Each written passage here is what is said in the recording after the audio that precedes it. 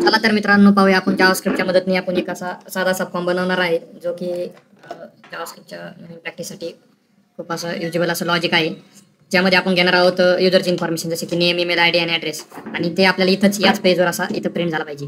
तर त्यासाठी आपण काय करणार आहोत चला पाहूया. त्यासाठी आपण काय लॉजिक राईट केलेलं आहे. एक नॉर्मल सी स्टाईल राईट केलेलं आहे. स्टाईल म्हणजे CSS यूज केलेले आहे. इंटरनल CSS यूज केलेले आहे. त्याच्यानंतर आपण स्क्रिप्ट टॅगमध्ये जावास्क्रिप्टचा यूज करणार आहे. त्यासाठी आपण हँडल सबमिट नावाचं फंक्शन तयार केलेलं आहे ज्यामध्ये आपण बेसिकली अशी डिझाईन आपल्याला तयार करायची जसे की समजा आपण इथं आता असा डाटा भरला आणि हा सबमिट केल्यानंतर असा टेबल फॉर्मॅटमध्ये प्रिंट झाला पाहिजे. तर आपण पाहणार आहोत की जावास्क्रिप्टच्या मदतीने आपण हा कोड कसा करू शकतो.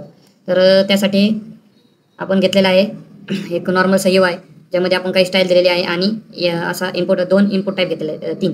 त्याच्यामध्ये आपण नेम आणि ईमेल आणि ॲड्रेस जसे की आपण त्यासाठी एक फंक्शन दिलेलं आहे बटनला हँडल सबमिट आणि त्यानंतर आपण तो फंक्शन डिक्लेअर केला आहे आणि त्याला गेट केलेला आहे आयडीने टार्गेट केला आहे आयडीने.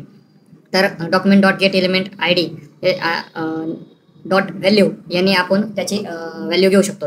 म्हणजे इनपुट टाईपमधली जी टाईप केलेली व्हॅल्यू आहे ती आपण डॉट व्हॅल्यू पास करून घेऊ शकतो आणि जी आपण नेम नावाच्या व्हेरिएबलमध्ये स्टोअर करणार आहे. त्याच्यानंतर आपण यूज केलेला आहे document dot gate element ID user data ज्यामध्ये आपण हा टेबल आपण हाईड करणार आहोत.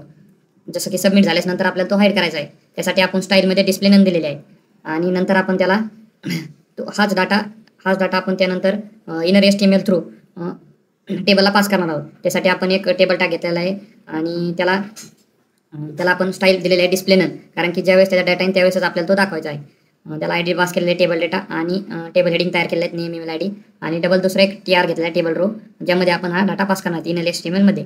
त्यासाठी आपण फर्स्ट ऑफ ऑल घेतलेला आहे की इनर HTML ज्यामध्ये आपण TD घेतलेला आहे आणि ॲज अ व्हेरिएबल याला इथल्या नेमला ॲज अ व्हेरिएबल $साइन देऊन पास केलेला आहे. त्यानंतर आपण document dot gate element ID table data हा डिस्प्ले केलेला आहे स्टाईलच्या मदतीने आणि नंतर अशा प्रकारे हा आपला प्रोग्राम रन होत आहे.